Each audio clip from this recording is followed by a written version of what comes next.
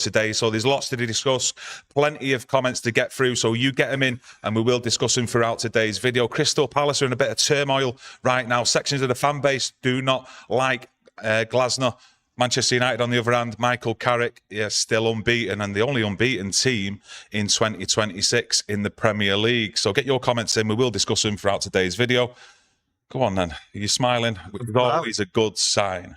Well, everywhere I've looked, everyone I've spoken to, this game screams louder than anything. 3 points. Listen, the fans, they're on a different planet now. I remember the shoulders slumping and everything coming to the Sunderland game. There's none of that anymore. Everyone's on the toes. Just can't wait. Everything points to a Man United win. And I can't see it any other way. I don't see how anyone can look at this game and sort of worry. There's nothing to worry about. I've checked everything out I can possibly check out with Crystal Palace. And this now, Fortress Old Trafford. That's how I see it under Michael Carrick. Yes, away games, we have to fight. Sometimes it's a little bit scrappy. But Old Trafford, listen, this is Fortress Old Trafford till the end of the season. That's how I see it. And this is no different playing Crystal Palace. Yeah, if you're just mentioning Fortress Old Trafford there, I'm just trying to think off the top of my head. Last time we was beat in the Premier League, it would have been Everton then at home under Ruben Amorim. So we've had roughly 7 home games possibly since then. So you're quite right there, Fortress Old Trafford. I think overall, Crystal Palace have only won 2 out of the last 16 games. And like I mentioned before, fans are not happy with Glasner, with some of his comments he's made in the recent weeks. So there's a bit of turmoil going on there. He's leaving at the end of the season. You know, Mateta, one of the main men, is out injured. Strand Larsen, who they did buy in January, he will start this one, but, you know. Well, I look at Glasner and I think to myself, he was all the rage after the FA Cup. Nothing but praise for him and everything, and all the talk of like Man United removing the manager, and like Glasner was right up there. A lot of fans as well sort of praise Glasner coming to United, but it's another manager what bites the dust. The fans at Crystal Palace, they've just had enough, and Glasner, too much to say, absolutely too much to say. Yeah, I don't know how he'd get on here with 2 wins out of 16 games, and I don't want any repeat performances from anyone who gets that permanent manager's job in anything similar to what we've seen under Ruben Amorim for 14 months. It is not going to be acceptable. So for me personally right now, just while we're on the manager debate, Michael Carrick is at the top of the list. Unai Emery for me and you has always been the big shout, but I just maybe don't see that happening, to be quite honest with you. So for me at the moment, it's up there with Michael Carrick, possibly Luis Enrique as well. But right, well, you know, like, listen, he's ruled out. That's it. Carrick carries on winning, and we'll get a win on Sunday. I just look at it. Will it be a difficult game? Of course, it'll be a difficult game. There will be times Palace are coming here. They will raise the game, but it's not because of the manager. It's because they're coming to Old Trafford. They've no faith whatsoever in this manager. He's leaving at the end of the year, so they will raise the game. But I do not see how Crystal Palace will penetrate Man United's defence. They don't play all-out attacking football. So I just look at it. United will be on the front foot. They will be over the halfway line, and they will be pushing. It'll be a low block, but United will get round it. And getting the early goal will absolutely destroy Crystal Palace. Because once they open up, if they have to open up, right, because they're a goal behind, United will absolutely terrify them. They'll be getting through them left, right and centre. That's how I see it. We've seen some great football, and we've seen United battle. And I don't see how Crystal Palace have got an earthly at Old Trafford. I just don't see it. Yeah, I think Crystal Palace will actually play in a mid-block, and when they do get the ball back, they will look to go direct and bypass the midfield like they normally do, play straight up to the striker. So for me, Manchester United, some of the best play I've seen under Michael Carrick, though, has all come through the middle, more so than out wide. So for me, that is going to be a test for us, that if Crystal Palace do change it up, where they do try and squeeze Manchester United, forces out wide, just see then what we can do from them wide areas, getting balls in to the striker. I mean, for me, this is actually set up for Sesko. It really is. Well, I really do. I think if he starts this one, Sesko, you could see him get a couple and get on that score sheet, me. Well, I look at what Michael Carrick's done with the team, and unless there's injuries or suspensions, he doesn't generally change it. People are talking about freshen it up. He may freshen it up with it being a home game, and he will be looking at each game now differently, and he will look at how they set up. But it's at home, so freshening it up, yeah, there's a shout to freshen it up. There's a shout for Sesko starting, but Sesko's fine. There's no issues with Sesko. The only issue with Sesko is the media. The media is the problem when it comes to Sesko. But for me, Sesko, if he starts, great.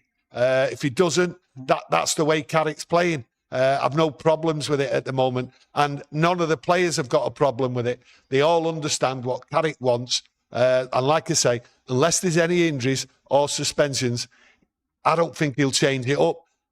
Whether I want Sesko to play or not doesn't matter.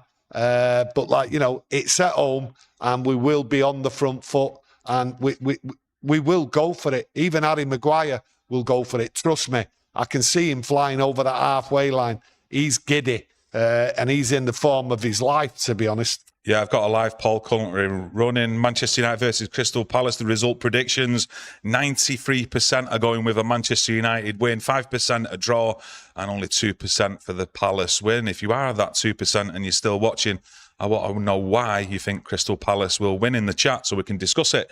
But a player that's been targeted in all reports is Adam Wharton for Crystal Palace. So we'll get to see him up close in this game. Yeah, we'll get to see him up close. And to be honest, you know, he'll be on parade, just like Anderson, just like Belabor, who've all been mentioned with a possible transfer to United. But they've all failed as far as I'm concerned. Wharton's failed. I look at Wharton and I say to myself, yeah, you're a decent player. And I did fancy Wharton out of the three names what I've just mentioned, only because Paul Scholes sort of drove me to that way. When Paul Scholes mentions a midfield player, I think to myself, you've got to listen. But I'll tell you what, he's not tearing it up. He's got an audition here. He's got an audition. I just can't see him performing, to be honest with you. They're not performing. He's not performing. I don't see what's going to get him on the front foot and raise the game. So for me, he's got it all to do. No worries about Crystal Palace, and certainly no worries about Wharton. Yeah, I mean, Casemiro in the last match, but you can point the finger at every player, really. He was sloppy with the passing against Everton the other night, but we've got Kobbie Mainoo in that midfield, who I think is definitely performing under Michael Carrick. I'm liking some of the football he's playing in tight areas, some of his passing, and I do expect Kobbie Mainoo to get a grip of that midfield and perform better than what Adam Wharton will. Yeah, I think Mainoo will have a good game. I just look at where Mainoo will be playing and the type of game, what will happen. I look at Casemiro, I look at Mainoo, I also look at Bruno, and I think right through the middle there, that's where it's going to connect. I can see Casemiro and Mainoo moving further forward. That's how I see it, and connecting up with Bruno. But it's imperative that Bruno stays in that position and receives the ball and then just sort of releases it as quickly as possible to the people in front, in whoever the forward line is. That's where I see the battle, right down that middle. And I think Casemiro coming along with Mainoo to sort of supply Bruno, that's the answer to the game. That's how you're going to unlock this like defensive formation, what Crystal Palace are going to do. I need to see more from Bruno, though, in his positional play. Well, I thought from the game against Everton, he was dropping far too deep for me. I mean, you've seen players like Harry Maguire further forward than Bruno with the ball at the feet. So he needs to be up, whoever the central striker is going to be, whether that's going to be Mbeumo or Sesko, because that's where he does his best work. I don't want to see him dropping deeper. We need him because all the play goes through Bruno. So when we're in Crystal Palace's half, I need to see quick touches from Bruno. Don't really want to see any of the players dilly-dallying on the ball, so to speak, you know, taking too many touches. I think if United actually start playing that one-touch, two-touch football, that's when we're at our best. And as soon as we get it up there to the central striker, I mean, we're going to get opportunities for me. I just don't want to see us, like, slowing down the game. I want to see a fast tempo from the start. Well, I don't see Bruno coming back. I don't see what the problem will be for him to come back. come deep, try and collect the ball. There won't be the pressure on Bruno to like help out with the defence. We see him running all over at times, but mainly when he's at Old Trafford, he does do the job what he's there for. And for me, I can just see him. I can see him playing a blinder, because if he just sticks to that role, doesn't go running out to the left, doesn't go running out to the right, that's where United tick. So for me, the 3 points are absolutely guaranteed, because they're the 3 players.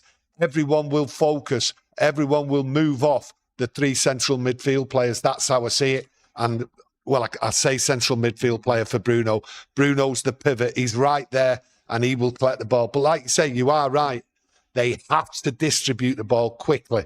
Don't hang around with it. Mainu sometimes gets caught with the ball. He has to move it quicker. And Casemiro, we know what he does. He moves it quicker, and he will throw a few balls over the top. So for me, coming from the left and the right, you've got Mbeumo, you've got Carrick there. Cunha. Well, I don't know why I said Carrick. Maybe Carrick could get on the pitch, you never know. But Cunha and Mbeumo there getting right into it. And if Sesko does play, he does the movements anyway. Well, his movement, Sesko, it opens up space for other players like Cunha and Mbeumo. And I've always, ever since that home game here against Brighton in the league, when I seen Benjamin Sesko play that day, I thought, that lad's movement, he's got it. It's just a matter of time and getting up to form with getting that confidence and sticking the ball in the net, and it looks like he's doing that right now. Yeah, well, that's right. Well, but there's the same thing. If Sesko doesn't play and it's Ahmad himself will collect the ball, but I want Ahmad, and I've not seen it as often as I want from Ahmad. I want him to get the ball and run at players. I want him to take them on. He frightens, but when he's going forward with the ball, right, defenders are frightened to death to touch him. But I've not seen that of late from him. I want him to get back into that partnership with Mbeumo. I thought Mbeumo and Ahmad, for quite a while now, that partnership has been excellent. But against Everton, it wasn't quite there. I want it back. But at Old Trafford, just take the ball to him, take him on if Ahmad's on there. And Sesko, if he's on there, you will see movement. You will see proper movement, and he's right up for it. The goals he's scoring, right, it's just that movement what's producing the goals, and they are great goals. Last time we played Crystal Palace at their ground, was it roughly November time? I mean, they played on the Thursday night like they're actually doing tonight in the Conference League, but I'm sure we played them on the Saturday, and it was an early noon kickoff or 12:30 kickoff. And I remember Ruben Amorim actually coming out with, after the game, that one of the tactics, what they spoke about at half-time, was that Crystal Palace would go into tire in the second half. Now, we're going to need a lot better tactics than that going into this game, I can assure you. Oh, we've got tactics, all right, with Carrick, without a doubt. But like when you think, oh, you're relying on players to tire. Players don't tire. There's plenty of substitutes. A team doesn't tire or shouldn't tire if it uses his substitutes right. And that's one good thing about Michael Carrick. When you look at what he does with the substitutes, they're spot on. Maybe once or twice I've been critical and thought maybe you should have done it differently. But overall, Carrick's management of this team and the way he gets them playing and the way he uses the substitutes is bang on. I just look at how are Crystal Palace going to penetrate us up front. I just don't see it at all. They've got a player there from Wolves who they've signed. Mateta's not playing. He's a danger, always a danger. He's fallen out with the club. He wanted to move. So the mood in the camp isn't there. So is the mood in the camp really on fire to try and take it to our defence with their new signing from Wolves? I don't see it at all. Yes, I think he's a good player for Crystal Palace. He's actually adding a little bit of end product as well to his game, I think, in the last few weeks. But for me, you look at the away game as well. Lenny Yoro had a tough time that day. I think he gave the penalty away as well. Was it a foul on Mateta? And he will be starting, I think, alongside Harry Maguire for this one. I have seen some rumours out there, but we won't know until Carrick's press conference that Martinez may come back in. But I'm not actually going to believe that right now until I hear it out of Carrick's mouth. No, well, you look at Lenny Yoro. I've always liked Lenny Yoro at centre half. What I've not liked, right, is how he's been moved about to the left, to the right, different positions and that. I've always wanted him in the central position, and I think he really stood up to the battle, because that's what it was against Everton, and I think he proved himself. A little bit shaky early on in that first half, like a lot of players were on both sides, to be honest with you. But Lenny Yoro, for me, proved himself that he can stand up. Now, he's not got Mateta there. He's got Strand Larsen. Yeah, Strand Larsen. And really, will he have the backup to battle Lenny Yoro and Harry Maguire? I don't think so. So for me, I think putting Lenny Yoro in there again, that will suit him. So it'll either be Yoro or Maguire who will go and try and push in that midfield. That's how I see it. Yeah, I think Strand Larsen. Anyway, I think he's played roughly 3 games in the Premier League since joining from Wolves, but scored only 2 goals, which I think come against Burnley at home, which I think they were beating actually Palace in that game 3-2, and United as well. Look at the clean sheets that we've got. Is it 3 clean sheets under Michael Carrick? I don't know. Yeah, I'm sure we've got 3 clean sheets. I don't. I just know we got a clean sheet the other night, and I was made up with it. Yeah, right. I was made up with it, but I can't see Palace scoring. Not in the form. Right, and when I say form, it's the battle in performance. It's a team effort. That's what's being put in. Right, they fought for them 3 points the other day. It was an ugly game, but that's the difference. I can't see Crystal Palace fighting for 90 minutes and surviving at Old Trafford. I look at are we missing Martinez? No, there's no way we'll be missing Martinez. He may recover, but is it a miss against the likes of Crystal Palace? No, it's not, because why is play? You're seeing a different. There's no build-up play. There's no build-up play. There's no build-up play. United will be on the front foot going forward. But Martinez is big in that build-up play though from the back. Martinez, we missed. You don't get this. You don't get the same. I think we missed him against Everton. No, that's different than what I said. Yes, we missed him against Everton. I said we won't miss him against Crystal Palace, right? Because the people, what? That's a big shout. I think that. Do you think we'll miss him?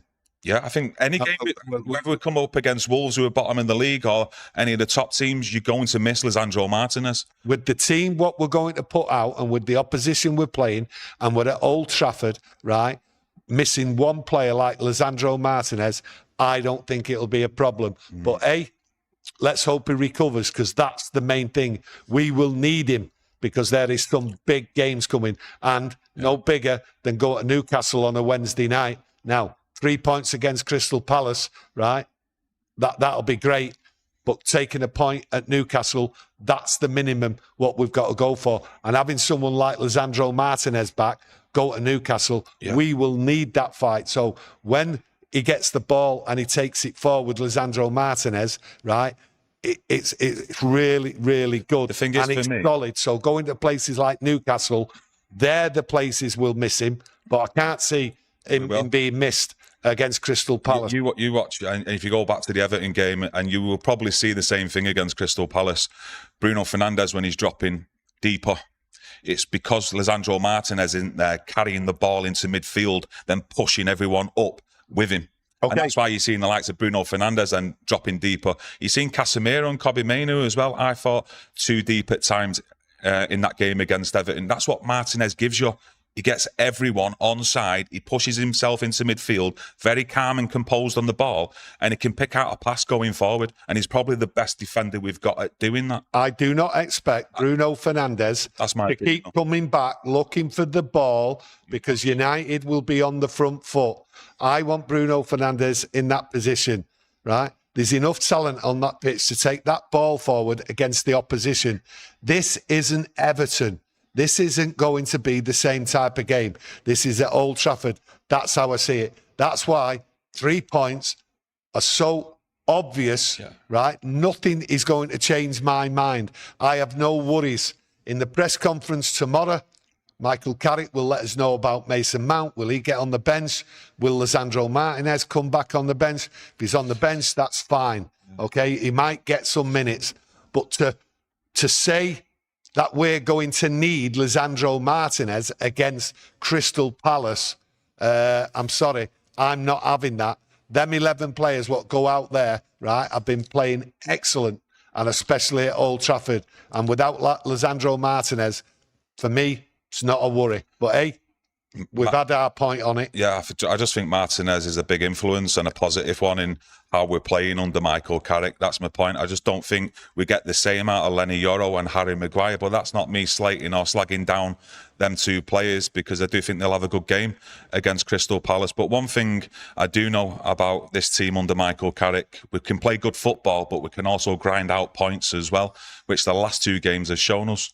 Listen, it's a fighting team. It's a fighting spirit. I never thought with it. Listen, each game is different. There's no whinging now. There's no whinging on the pitch. A little bit the other night from Bruno. But what they do, they get down to the game. They fight for each other. And, you know, like I say, there's no whinging. They get a result. They grind it out. They ground a result out against West Ham. That was just like straight at it, get stuck in, but don't get beat, and they still went forward. So that was a good result. The performance wasn't great. The performance wasn't great against Everton, but they stuck together and they ground that result out, and it was great to see. I see a different game, different attitude, different way of playing at Old Trafford. So for me, they will take it to Crystal Palace, and I think you'll see more of Luke Shaw, to be honest with you, because I was disappointed with the amount of times he went forward. That's what we need to see more, right? Well, you look on the opposite side with Delo. I mean, he don't get everything right, and I think we've all had our say on Delo, but he looks in much better form under Michael Carrick. But even just going back to the recent game against Everton, his positional play going forward was a lot higher up than when you're looking at Luke Shaw on the left-hand side, which I was surprised at, especially when you've got Cunha on that left-hand side. You was expecting Luke Shaw to get further up the pitch to give you that width, and then maybe overload with that extra body as well, maybe get crosses in. Well, that's normally his game. He normally goes forward. So I think he was under instructions, to be honest with you. When I look back at it, he was under instructions. But the instructions at Old Trafford should be on the front foot. Okay? There's none of this like waiting to counter-attack and all that. It's take it to him. So Luke Shaw has to go forward. And with him not going forward, I think it's detrimental to Cunha out there. I really do. He needs somebody with him. He can't do it on his own there. Great player, Cunha. Great work ethic. We've seen that against Everton. We've seen it a few times, to be honest with him. But Shaw has to go forward. He has to overlap. And that's the way we have to do it with Crystal Palace. We have to unlock them by getting behind them. And it's very, very difficult. There's that many teams nowadays. I'm baffled by it. The style and the tactics with a lot of teams. It's not just one or two teams what's playing like a low block, whether it's through the middle or at the back. It's a lot of teams, and we're going to see that. And coming to Old Trafford now, it's not a walk in the park anymore, is it? I mean, how many times teams come to Old Trafford, Fulham, Palace, Bournemouth, teams like that, Brentford and all that, just coming to Old Trafford and just laughing just laughing at us. All playing on the front foot. You won't see them teams doing that. And Crystal Palace won't be doing that. They will be defended, and they will be the ones trying to counter-attack. We've just got to push over that halfway line, and that's where Yoro and Maguire comes in. And then you've got your automatic overlapping, because there will be plenty of space, plenty of time for our players to run into it. Yeah, Ashidan says, last two games were always going to be tight. Yes. Player upgrades got us the points. Yeah, we say player upgrades. I think it's just a football, a free-flowing football, an attitude. It's what Carrick's brought into the squad, an understanding of what each player's got to do. There's no what's the name it now? I was going to say messing about, but there's no prima donnas or anything like that. Everyone's working as a team. Well, everyone is working as a team, right? But there's no experiments. Michael Carrick is not experimenting. He's playing football. It's simple. This is how you play football. This is how you do it. And he's not experimenting with players, putting them in different positions. So the confidence is there, and the trust. There's a trust with these players, with each other, and there's a trust with the manager, Michael Carrick, and it all bodes well going forward to the 11 games we've got left and the fight for Champions League. And I look at that Champions League spot, and getting 3 points tomorrow is vital. I've said at the moment, what we've got is 5 games to win, 4 games to draw, and 2 games to lose. So if we knock one off tomorrow, that'll leave us with 4 games to win. I don't see that as a problem, not with the way this team has gelled with the coaching staff and the change of mood, attitude and everything. I think teams now worry about playing Manchester United, whereas before some teams, well, a lot of teams were thinking, this is easy.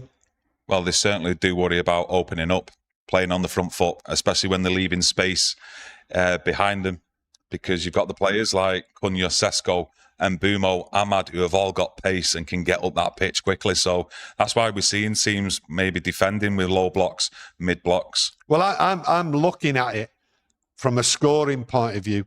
That soon as we score,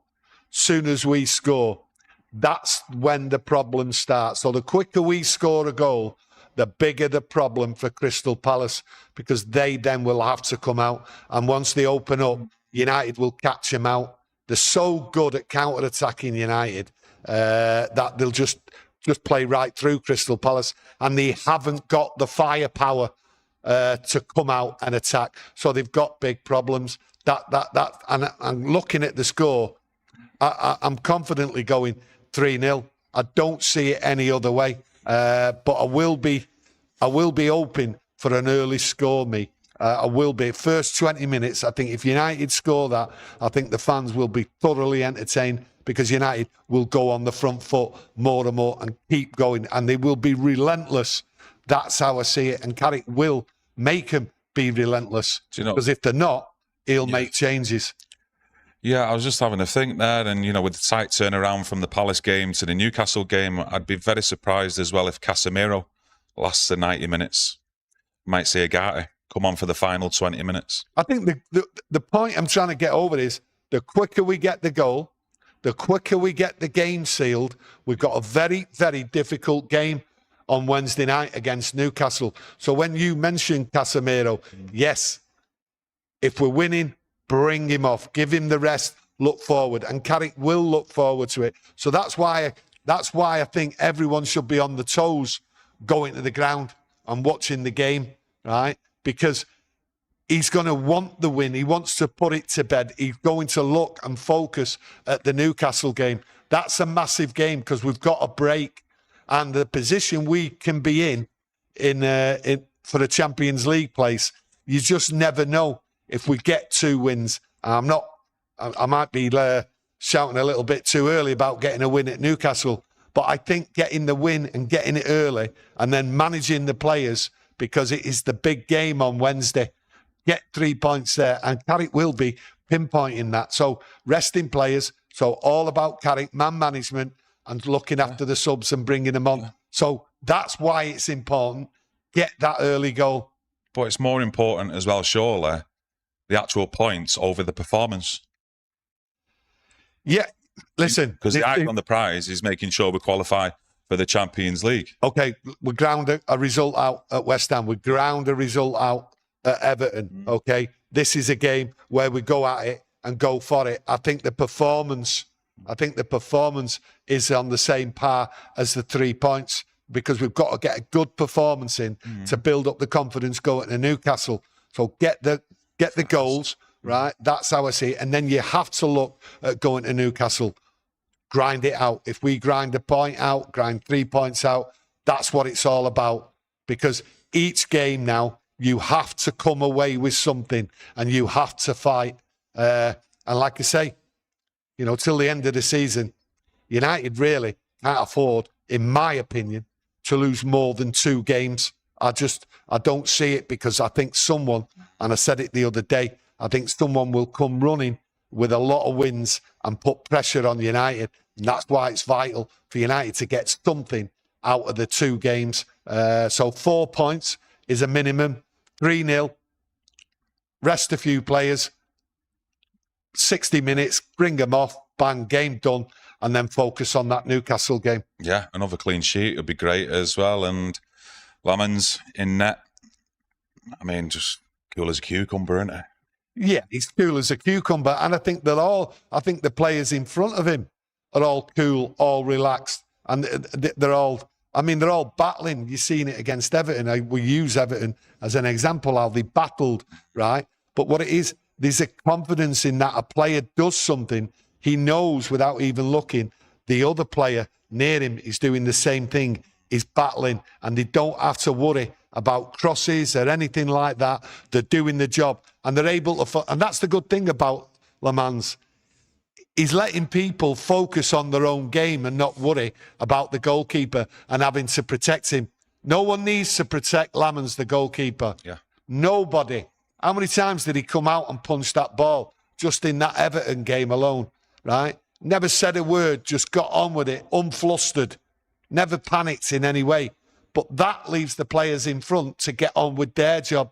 Now, we've not seen that before Lamans came in. It was absolutely horrendous panic stations. There's none of that anymore. Yeah, Mr. Miracle. I think we touched on it as well, but I do agree with you, mate. He says, we're only playing one game a week. The rest of the teams have other competitions to contest for. They will have the mental and physical fatigue to juggle with. Should be able to get over the line for the top 5. Well, I watched them. No excuses anyway. Well, we're talking about excuses or no excuses, right? I always thought the carnage and the chaos at this football club and the team and everything else, I never thought we'd get above 8 under Ruben Amorim. And I do really believe that.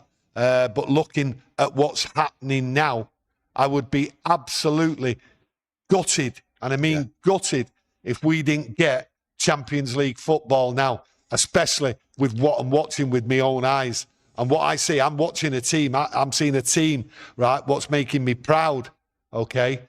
They're working hard, the manager knows what he's doing, the coaching staff know what they're doing, right? So I can't see United not getting Champions League football. So for me, it's just a completely different turnaround. Richie in the chat says, Villa, Chelsea will falter. Liverpool are my only concern for the top 4. Arsenal and City are fighting for the title, and we've still got to play Newcastle, Villa, Chelsea and Liverpool as well. Yeah, we've got to play them all. We've got to play them all. So that's good. And to be honest with you, United will raise the game against these, and they will not lie down against your Chelsea, your Villa, and any other team what thinks they can play Man United and think roll us over. We've got to take points off the teams around us. Will Chelsea drop points? Well, people are saying they will. You just don't know. And Liverpool, maybe that little bit of luck is with them, especially when you watch them take the 3 points against Forest. Villa, injuries. And that's the problem with them at the moment. But, you know, you just don't know with Villa. I thought Villa would... He always seems to get a result. He always seems to find a solution, Unai Emery. And you look at some of the players they've missed in that central area over the last few weeks, but he still finds a way.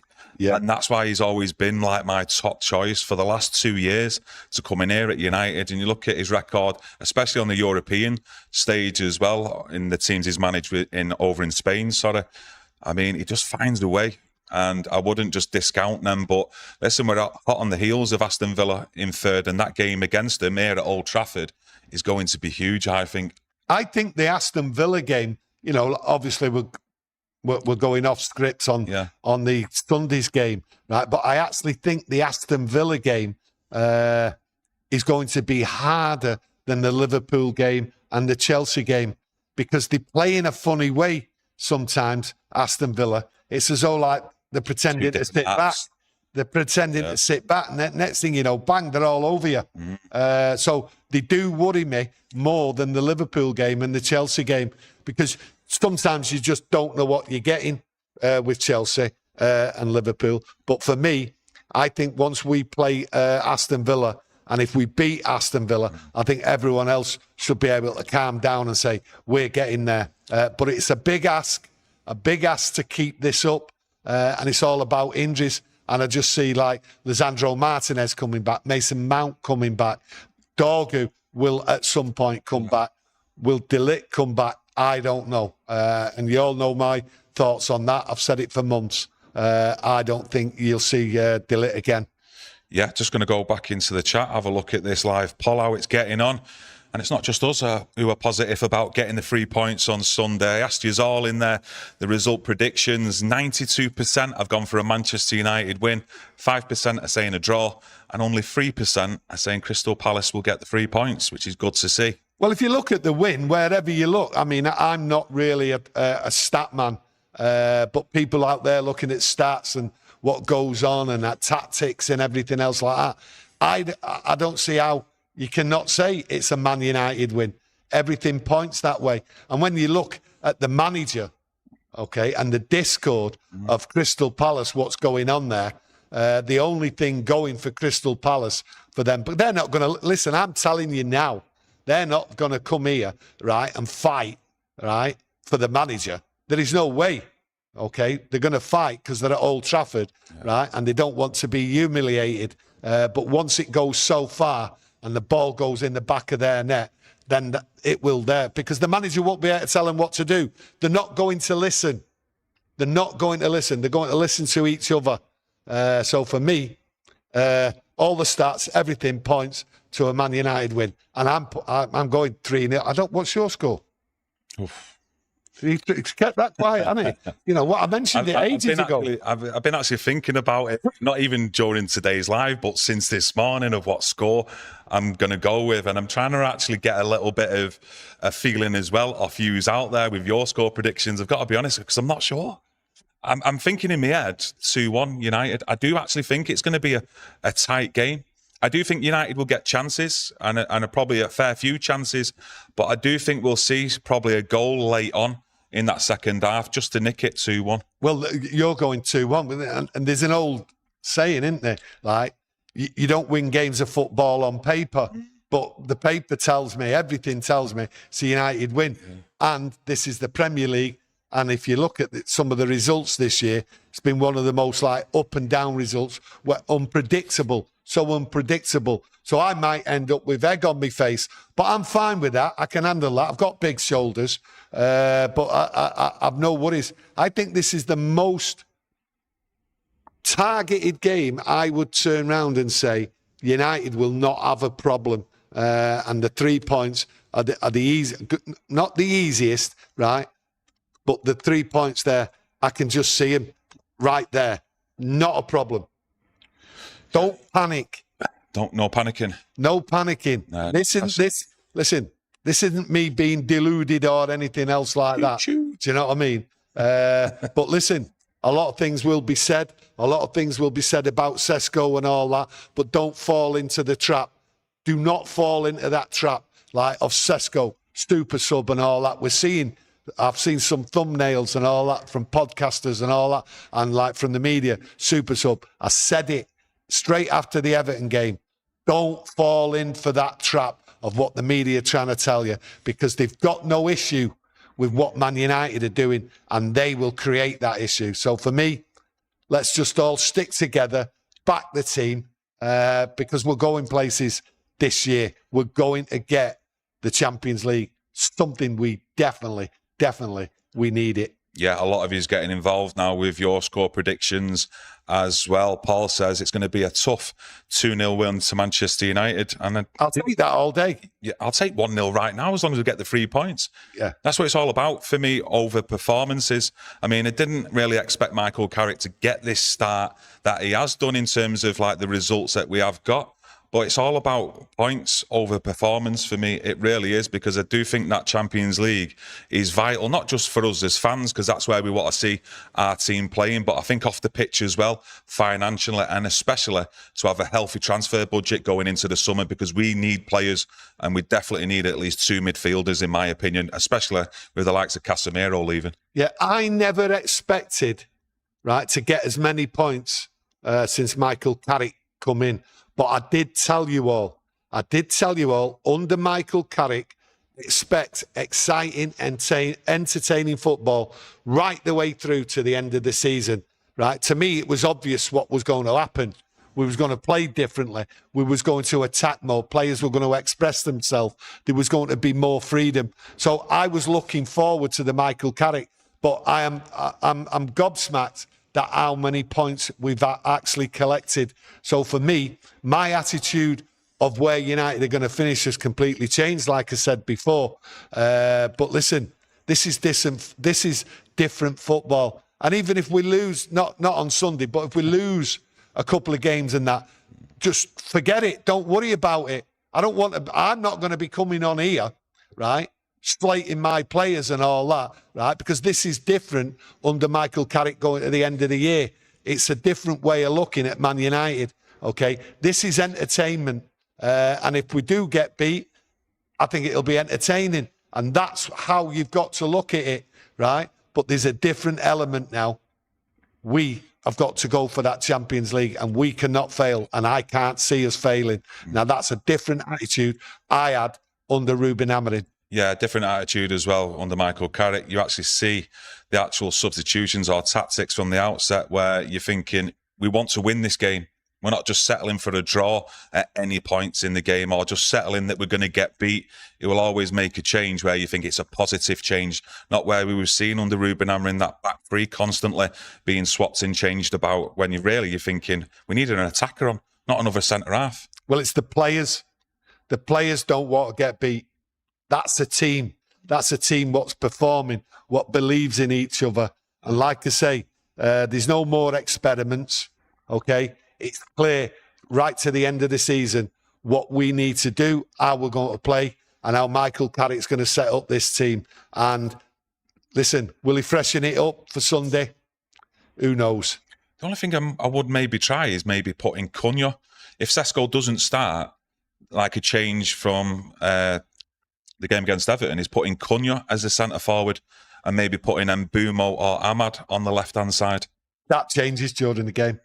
That changes during the game. Mm-hmm. It just depends how the tactics and how the game goes. But it changes. I don't think with not having Sesko on the pitch, anyone's designated as you're the centre forward today for 90 minutes. Interchange. Yeah, nothing's going to change. He might freshen it up with Sesko, but listen, yeah, I wouldn't worry about the centre forward position at all. Yeah, I'd just like to thank you all for joining us today, and I'm just going to have a quick look at that live poll there, and they asked you all, Man United versus Crystal Palace, your result predictions, 92% say a Manchester United win, 5% say a draw, and 3% for a Crystal Palace win. Very positive, and that's what I like to see.